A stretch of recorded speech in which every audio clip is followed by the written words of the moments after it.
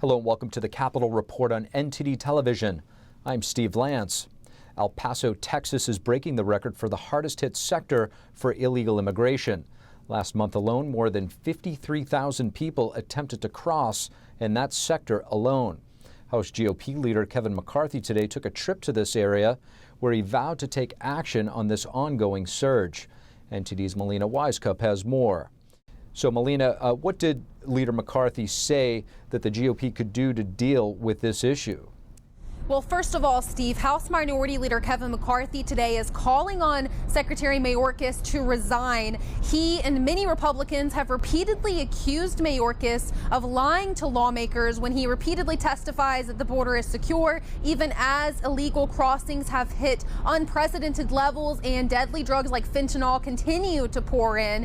Now, McCarthy says that if Mayorkas chooses not to resign, there's consequences. He's giving him a stern warning. Here's a look. This is why today I am calling on the Secretary to resign. He cannot and must not remain in that position. If Secretary Mayorkas does not resign, House Republicans will investigate every order, every action, and every failure will determine whether we can begin impeachment inquiry. Now, while this messaging and this warning from McCarthy for Mayorkas to resign comes as no surprise, another aspect of McCarthy's major announcement today is quite surprising. So he says he does plan to hold House hearings at the border physically as a way to kind of force Democrats to get down there and see the situation with their own eyes, which Republicans have repeatedly accused Democrats of ignoring.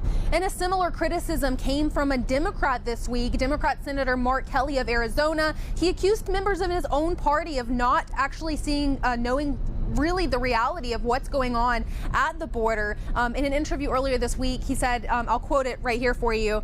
He said that when he first got to Washington, it didn't take him long to realize that there are a lot of Democrats who don't understand our southern border and a lot of Republicans who just want to talk about it and don't necessarily want to do anything about it. They just want to use it politically. So that's coming from Democrat Senator Mark Kelly this week. And all of this is unfolding at a time when Title 42 is set to end at the end of December, per the Biden administration's request. Title 42 is that public health order that allows Border Patrol agents to quickly expel illegal immigrants. While that's set to end, a group of 15 states have asked the court to put a hold on this and keep Title 42 in place. So we'll see how all of this plays out in the courts and ultimately how it plays out in Congress once the dynamics change next Congress in the House. Steve, back to you. Dr. Anthony Fauci making his final White House briefing appearance, but his farewell message is followed by a chaotic scene. NTD's Iris Tao brings us more.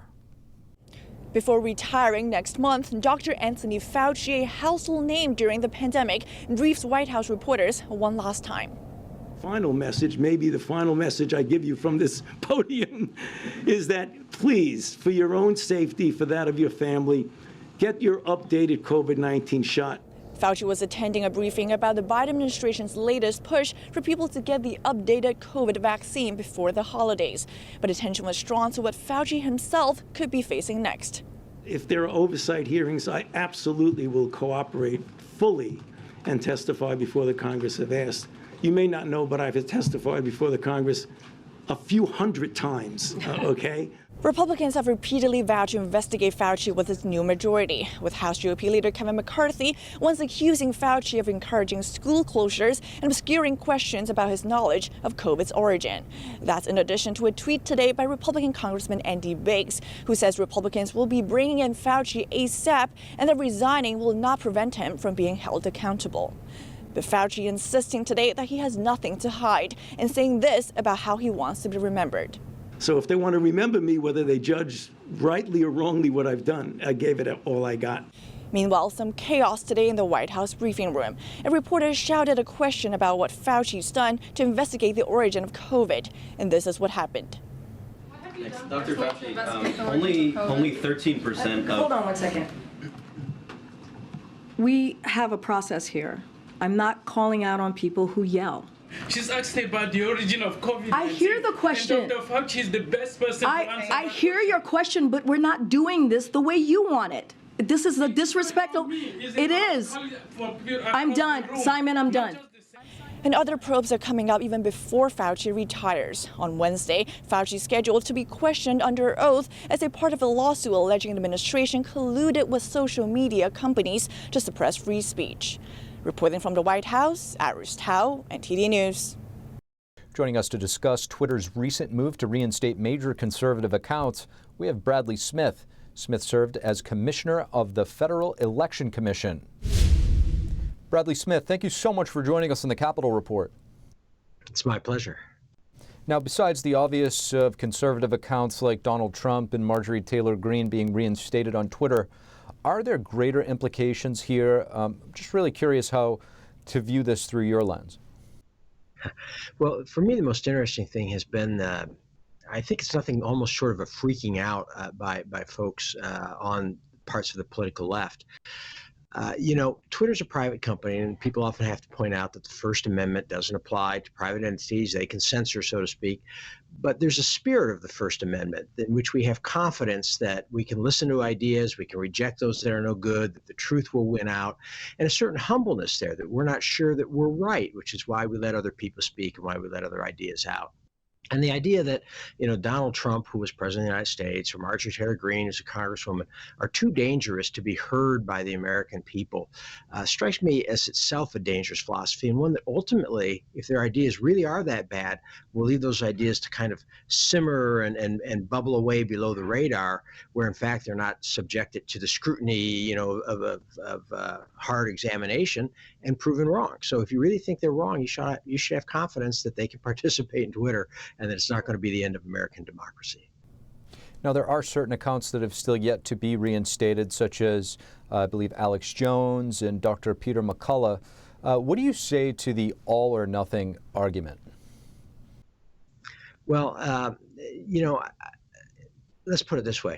Some moderation is probably going to exist. In other words, if people just insist on, using, foul language, harassing people, that sort of thing, you're going to have content moderation there. But again, I don't think that one can say that Alex Jones is going to destroy America. And you have to consider this all in the light of the fact that Twitter has had on it at the time when many of these people were banned, various, terrorist groups, autocratic governments, and others who would seem, I think, to the average American to be even more unsavory. So again, I think we need to have some confidence that Americans can hear different views and respond to them appropriately. So how do you see the, freeing or unleashing, if you will, Twitter 2.0 impacting other social media companies who still do throttle and censor conservative ideas such as Facebook, Google, and YouTube? Well, one of the things is we'll have to see, how it works out. I mean, right now you have an attack on Elon Musk and Twitter with, big corporations pulling their advertising, all these columns about how this is such a catastrophe and so on. If this works, I think it will be a very bad sign for the country, for both our free speech and ultimately long term for our democratic self-government. We need to show that Twitter can thrive and will thrive, and that you don't win out, commercially by trying to censor voices just because they don't fit a preconceived narrative. So I think it's important for people to continue to participate in Twitter, to rejoin Twitter if they've dropped out, and to help make this a success for Elon Musk. I think he's obviously a savvy businessman. I don't know what his plans are, but I hope it works out. I think it will be good in the long term for American democracy, and again, for just the exchange of ideas, for free speech, for openness, for doing away with some of the simmering discontent that's there, where people feel like there's this kind of elite that controls Academy and Hollywood and big business and the universities, and is trying to keep other voices from being heard. Now, as former commissioner of the FEC, how big of a concern is the censorship of conservatives in terms of our elections, and what impact do you think it ultimately had on the 2020 election and this past midterms? That's a great point. I mean, if you look at the 2020 elections, of course, you had the whole Hunter Biden laptop issue, something that was, largely blacked out in the media, except for the New York Post, and then they had some of their accounts shut down in various media, and many people said that might have made a difference. So I think these are very powerful companies, and I think they have a public interest in fostering free speech and open debate, and they should think of themselves in that way. I think Elon Musk and I hope Twitter, are committed to that notion that everybody gets to speak. One of the things you saw in 2020, I talked to people about this a lot, and I don't think that there was much fraud in the 2020 election, no more than usual, which is not very much.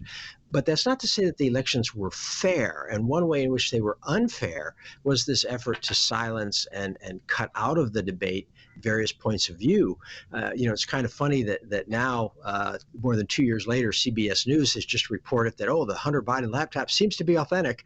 2 years ago, that might have made a difference. And I think if we want democracy to function well, we have to have the free flow of information so that voters can make informed decisions.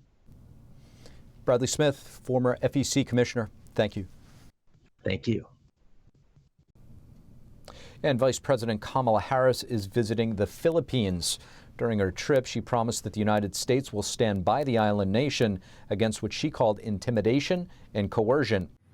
As the United States has long made clear, we support the 2016 ruling of the UN Arbitral Tribunal, which delivered a unanimous and final decision firmly rejecting China's expansive South China Sea maritime claims. Harris was speaking to members of the Philippine Coast Guard. Earlier in the day, she visited a fishing village close to a group of disputed islands.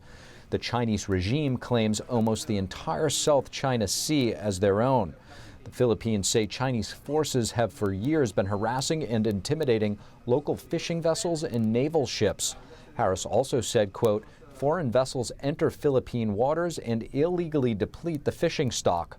The vice president's visit could signal that the Philippines is growing more important in the Biden administration's foreign policy. Thank you for watching the Capitol Report. If you want to see our full broadcast, check us out at epochtv.com.